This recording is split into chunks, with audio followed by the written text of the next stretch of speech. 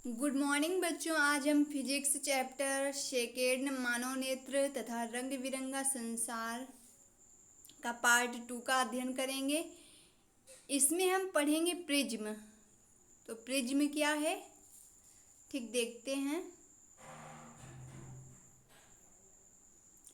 Heading आपको डालेंगे prism से प्रकाश अपवर्तन। ठीक, प्रिज्म से प्रकाश अपवर्तन।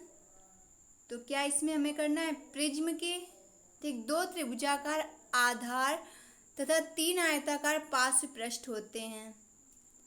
फिर हेडिंग है आपकी प्रिज्म कोण क्या है, तो बताना है प्रिज्म के 2 पार्श्व फलकों के बीच के कोण को प्रिज्म कोण कहते हैं। ठीक, ये चित्र आपको दिख रहा है, इसमें प्रिज्म कोण भी दिख रहा होगा। ठीक, तो इसको बना लेना है। फिर देखें आगे। फिर हेडिंग है आपकी विचलन कोण। ठीक, विचलन कोण क्या है, तो देखें। ठीक, क्या है, आपतित किरण एवं निर्गत किरण के बीच के कोण को विचलन कोण कहते हैं। ठीक, तो ये आपका चित्र बना हुआ है, चित्र आपको बना लेना है। ठीक, फिर देखें आगे। फिर हेडिंग है आपकी कांच के प्रिज्म द्वारा श्वेत प्रकाश का विक्षेपण। तो देखें क्या है, सूर्य का श्वेत प्रकाश जब प्रिज्म से होकर गुजरता है तो प्रिज्म श्वेत प्रकाश को 7 रंगों की पट्टी में विभक्त कर देता है। ठीक, यह 7 रंग हैं, बैगनी, जामुनी, ठीक, नीला, हरा, पीला, नारंगी तथा लाल। प्रकाश के अवयवी वर्णों के इस बैंड को स्पेक्ट्रम वर्णक्रम कहते हैं। ठीक है, प्रकाश के अवयवी वर्णों में विभाजन को विक्षेपण कहते हैं। ठीक, तो यहाँ पर आपके 7 रंग दिए हैं और 7 रंगों को क्या बोलते हैं, बैगनी, ठीक, जामुनी, नीला, हरा, पीला, नारंगी तथा लाल। ठीक, तो इस तरह के 7 रंग होते हैं। ठीक, फिर देखिए आगे चित्र में आपका दिया हुआ है, देखें चित्र क्या है। तो देखिए यहाँ पर सूर्य का श्वेत प्रकाश कह रहा है प्रिज्म से होकर गुजरता है। ठीक, तो हमें श्वेत प्रकाश को 7 रंगों की पट्टी में विभक्त कर देता है। ठीक, तो ये आपको ये चित्र बना लेना है। ठीक है, इसमें आपको दिख रहा है जो सूर्य का श्वेत प्रकाश है वो प्रिज्म से होकर गुजर रहा है और देखिए पर्दे पर पड़ रहा है। ठीक, तो इसमें क्या होगा, 7 रंग की पट्टियाँ प्राप्त होंगी। जो 7 रंग की पट्टियाँ प्राप्त होंगी वो ठीक है उसको बोलेंगे हम विबग्योर। ठीक, तो देखिए आगे। ठीक है, इस चित्र को बना लेना है। फिर देखिए आगे क्या है। ठीक है, हेडिंग डालेंगे इंद्रधनुष। ठीक, इंद्रधनुष क्या है, देखिए। ठीक, इंद्रधनुष वर्षा के पश्चात आकाश में जल के सूक्ष्म कणों में दिखाई देने वाला प्राकृतिक स्पेक्ट्रम है। यह वायुमंडल में उपस्थित जल की बूंदों द्वारा सूर्य के प्रकाश के परिक्षेपण के कारण प्राप्त होता है। ठीक, इंद्रधनुष सदैव सूर्य के विपरीत दिशा में बनता है। जल के सूक्ष्म बूंदें छोटे प्रिज्मों की भांति कार्य करती हैं।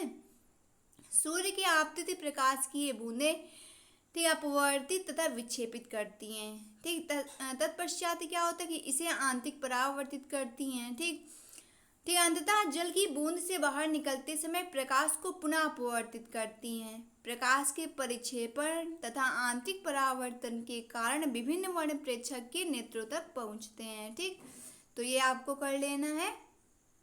ठीक, फिर इसके बाद देखें आगे। ठीक है, आपका देखें चित्र दिया है, तो आपको ये बनाना है सूर्य का प्रकाश, वर्षा की बूंद, ठीक, लाल बैगनी, ठीक, इसमें रंग। ठीक, आपको इसमें देखिए आगे क्या लिखना है।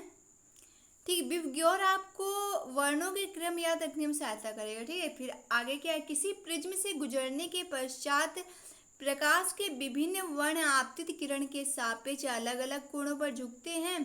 ठीक, लाल प्रकाश सबसे कम झुकता है जबकि बैगनी प्रकाश सबसे अधिक झुकता है। ठीक, चित्र है, देखिए दिख रहा है आपका श्वेत प्रकाश पुंज है, इसमें से 7 रंग आपको दिखाई पड़ रहे हैं। इसको क्या है बोलेंगे, श्वेत प्रकाश का स्पेक्ट्रम। ठीक, नीचे कांच का ये जो पूरा है ये कांच का प्रिज्म है। ठीक, कांच का प्रिज्म जब सूर्य के प्रकाश सूर्य का जो श्वेत प्रकाश पुंज होता है इसमें पड़ता है। ठीक है, तो क्या इसमें किरणें निकलती हैं, किरणें कौन सी निकलती हैं, देखें यहाँ पर विबग्योर। ठीक, मतलब ठीक, यहाँ पर वायलेट हो जाएगा, ठीक, इंडिगो हो जाएगा, ठीक। ठीक है, और ब्लू हो जाएगा, ग्रीन हो जाएगा, ठीक, येलो हो जाएगा, ऑरेंज हो जाएगा, रेड हो जाएगा। ठीक, तो इस तरह विबग्योर पढ़ा जाएगा, उसको हिंदी में हम लिख लेंगे, ऊपर लिखा था। ठीक, तो देखें आगे क्या है। ठीक, आइजैक न्यूटन ने सर्वप्रथम सूर्य का स्पेक्ट्रम प्राप्त करने के लिए कांच के प्रिज्म का उपयोग किया। एक दूसरा समान प्रिज्म उपयोग करके उन्होंने श्वेत प्रकाश के स्पेक्ट्रम के वर्णों को और अधिक विभक्त करने का प्रयत्न किया, किंतु उन्हें और अधिक वर्ण नहीं मिल पाए। फिर उन्होंने एक दूसरा सर्वश्रम प्रिज्म पहले प्रिज्म के सापेक्ष उल्टी स्थिति में रखा। फिर उन्होंने देखा कि दूसरे प्रिज्म से श्वेत प्रकाश का किरण पुंज निर्गत हो रहा है। इससे न्यूटन ने यह निष्कर्ष निकाला कि सूर्य का प्रकाश 7 वर्णों से मिलकर बना है। ठीक, अब देखें इसमें हेडिंग डाल लेनी है आगे।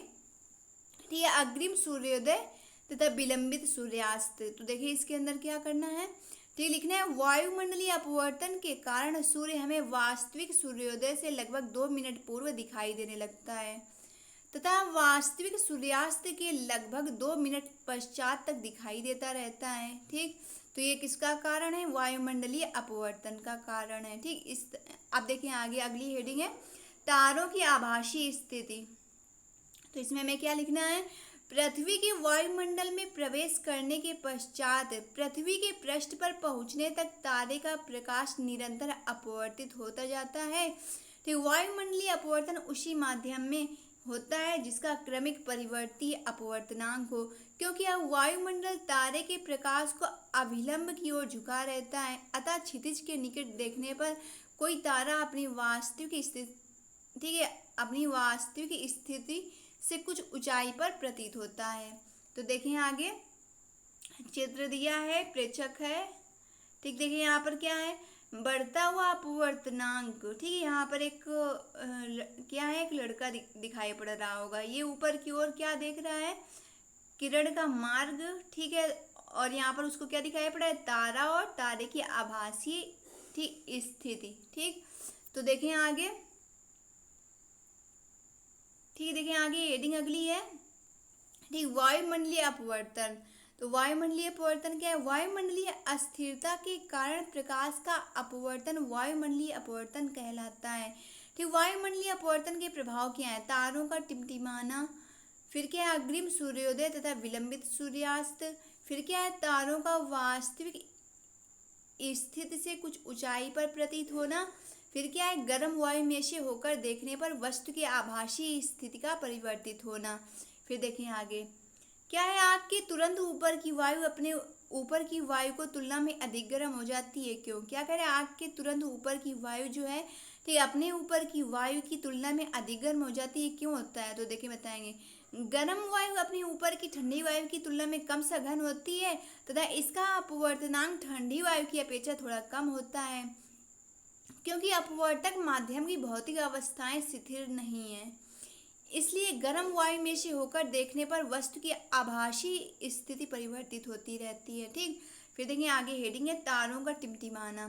तो इसमें क्या है, ठीक, दूर स्थित तारा हमें प्रकाश के बिंदु स्रोत के समान प्रतीत होता है। चूंकि तारों से आने वाली प्रकाश किरणों का पथ थोड़ा थोड़ा परिवर्तित होता रहता है, अतः तारे की आभासी स्थिति विचलित होती रहती है तथा आंखों में प्रवेश करने वाले तारों के प्रकाश की मात्रा झिलमिलाती रहती है, जिसके कारण कोई तारा कभी चमकीला प्रतीत होता है तो कभी धुंधला, जो कि टिमटिमाहट का प्रभाव है। ठीक, तो ये आपको कर लेना है, इसके बाद देखेंगे। ठीक, अगला कोई अब इसमें आंकिक प्रश्न है, तो देखें क्या है। ठीक, एक है पहला नंबर, देखें क्या है, निकट दृष्टि दोष से पीड़ित एक व्यक्ति केवल 20 मीटर की दूरी तक ही देख सकता है। दृष्टि दोष को दूर करने में प्रयुक्त लेंस की प्रकृति एवं फोकस दूरी की गणना कीजिए। ठीक, उपयोग किए गए लेंस की क्षमता की भी गणना कीजिए। ठीक, तो देखें क्वेश्चन कह रहा है कि निकट दृष्टि दोष से पीड़ित, मतलब कोई व्यक्ति है वो निकट दृष्टि दोष से पीड़ित है, तो आपको यहीं से समझ में आ जाएगा इसमें ठीक है क्या होगा। मतलब निकट दृष्टि दोष को दूर करने के लिए किस लेंस का प्रयोग करेंगे, तो हम अवतल लेंस का प्रयोग करते हैं।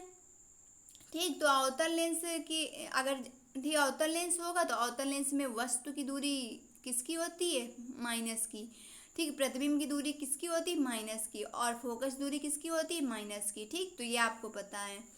फिर हम देखेंगे कि कह रहा है क्वेश्चन में केवल इतना कह रहा है कि निकट दृष्टि दोष से पीड़ित एक व्यक्ति केवल 20 मीटर की दूरी तक ही देख सकता है। तो आपको पता है कि जो 20 मीटर की दूरी तक ही देख सकता है, तो ये किसका मान है, तो ये आपका प्रतिबिंब का मान है। ठीक है, तो इसके बाद क्या कह रहा है कि दृष्टि दोष को दूर करने में प्रयुक्त लेंस की प्रकृति एवं फोकस दूरी की गणना कीजिए। ठीक, तो हम देखें इसमें क्या लिखेंगे। ठीक है, यहाँ पर जो वस्तु की दूरी है, ठीक है, वस्तु की दूरी यहाँ पर अनंत है निकट दृष्टि दोष। ठीक, क्या कह रहा है कि एक व्यक्ति दूरी तक देख सकता है, तो यहाँ पर जो वस्तु की दूरी होगी वो अनंत होगी। ठीक है, वो अभी क्या होगी, माइनस की वस्तु की दूरी। तो हमने लिखा u बराबर माइनस का, ठीक, क्या लिख लिया, u बराबर माइनस का अनंत। ठीक है, अनंत का चिन्ह है, इसी को इनफिनाइट, ठीक, बोलते हैं।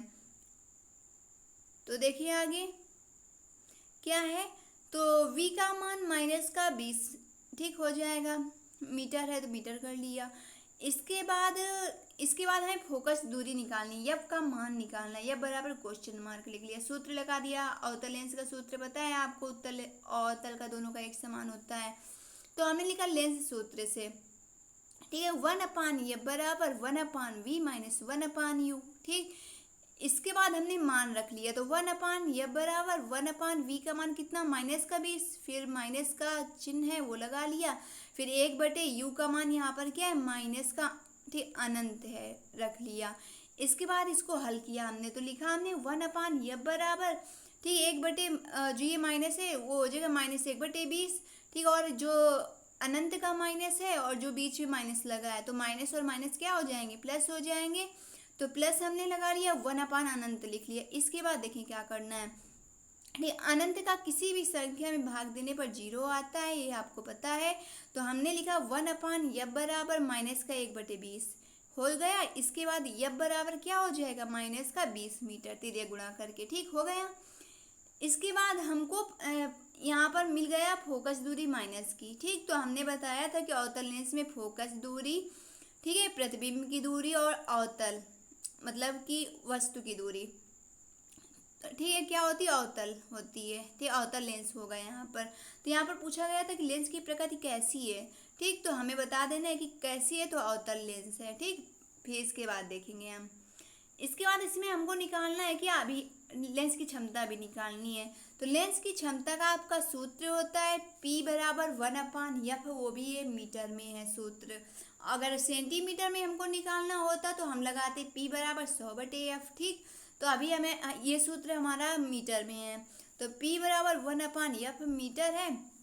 इसके बाद f का मान हमने 20 माइनस का 20 निकाला है, यहाँ रख देंगे। P बराबर माइनस 1/20 हो गया, 20 का भाग दे देंगे एक में, तो आ गया आपका P बराबर माइनस 0.05 डायोप्टर। ठीक, तो हमें बताना है इसमें प्रयोग बताना है कि, तो लिख लेंगे व्यक्ति को माइनस 0.05 डायोप्टर का अवतल लेंस से प्रयोग करना चाहिए। फिर देखें अगला, ठीक, हमने एक सवाल बता दिया, अब आपको ये दूसरा और तीसरा आपको करना है। ठीक है, इसी के अनुसार नंबर 1 के अनुसार। ठीक, तो सेम तरीका आपको इसी तरह करना है, बाकी संख्याएं चेंज हैं। ठीक, तो देखिए क्वेश्चन नंबर 2 क्या कह रहा है, निकट दृष्टि दोष से पीड़ित एक व्यक्ति अधिकतम 50 मीटर की दूरी तक देख सकता है। सही दृष्टि के लिए उसे किस क्षमता व किस प्रकृति का लेंस प्रयोग करना होगा। ठीक, गणना कीजिए। हमने आंसर दे दिया है इसमें, तो आपको हल करके ठीक आंसर मिला लेना है। देखिए माइनस का आपका आएगा, ठीक, लेंस की क्षमता माइनस की 0.02 डायोप्टर। ठीक, तो इसके पहले आपको फोकस दूरी भी निकालनी है। ठीक है, और u का मान इसमें ठीक है माइनस का अनंत होगा और v का मान 50 मीटर। तो इसी तरह आपको हल कर लेना है। ठीक है, u v f सब क्या होंगे इसमें माइनस के, क्योंकि निकट दृष्टि दोष है। ठीक है, निकट दृष्टि दोष को दूर करने के लिए अवतल लेंस का प्रयोग करते हैं। प्रकृति भी बता देनी है कि अवतल लेंस है। ठीक, सेम है। इसके बाद तीसरा क्वेश्चन देखेंगे। एक निकट दृष्टि दोष वाला मनुष्य अपनी आँख से 10 मीटर से दूर की वस्तुओं को स्पष्ट नहीं देख पाता। तो अनंत पर स्थित किसी वस्तु को देखने के लिए किस फोकस दूरी एवं क्षमता वाले लेंस की आवश्यकता होगी? लेंस की प्रकृति भी ज्ञात कीजिए। तो इसी तरह आपको तीसरा नंबर भी हल करना है। ठीक, इसके बाद देखें यहाँ पर, ठीक, चौथा क्वेश्चन देखेंगे। चौथा क्वेश्चन क्या है? कह रहे एक निकट दृष्टि दोष वाला व्यक्ति 20 सेंटीमीटर दूरी पर स्थित पुस्तक को पढ़ सकता है। पुस्तक को 25 सेंटीमीटर दूर रखकर पढ़ने के लिए उसे कैसा और कितनी फोकस दूरी का लेंस अपने चश्मे में प्रयुक्त करना होगा? तो इसमें देखिए मान दिया है, यू का मान भी दिया और वी का मान भी दिया है। तो यहाँ पर 20 सेंटीमीटर दूरी पर स्थित पुस्तक को पढ़ सकता है, ये v का मान है। तो हमने लिखा स्मॉल v बराबर माइनस का 20 सेंटीमीटर, क्योंकि ये निकट दृष्टि दोष को दूर करने के लिए अवतल लेंस का प्रयोग किया जाता है। ठीक है, अब u का मान यहाँ पर दिया है, क्या कह रहा है कि 25 सेंटीमीटर दूर रख कर, ठीक, कोई चीज़ रखी होती है, रखी है तो वो वस्तु की दूरी है। ठीक है, और जो आगे देखें क्या है, यहाँ पर u का मान हमने लिख लिया माइनस का 25 सेंटीमीटर कर लिया। इसके बाद f निकालना है, ये बराबर क्वेश्चन मार्क। इसके बाद हमें सूत्र लगाना है 1/, ये बराबर 1/v माइनस 1/u। ठीक, मान रख देंगे। तो v का मान इसमें माइनस का 20 है, u का मान माइनस का 25 है। हल करेंगे तो आपका आएगा 1/, ये बराबर 1/, माइनस का 20, माइनस माइनस प्लस हो जाएगा। ठीक है, प्लस 1/25 एलसीएम ले लेंगे। ठीक, आ जाएगा, आगे हल कर लेंगे तो आ जाएगा 1/, ये बराबर, ठीक, 1/,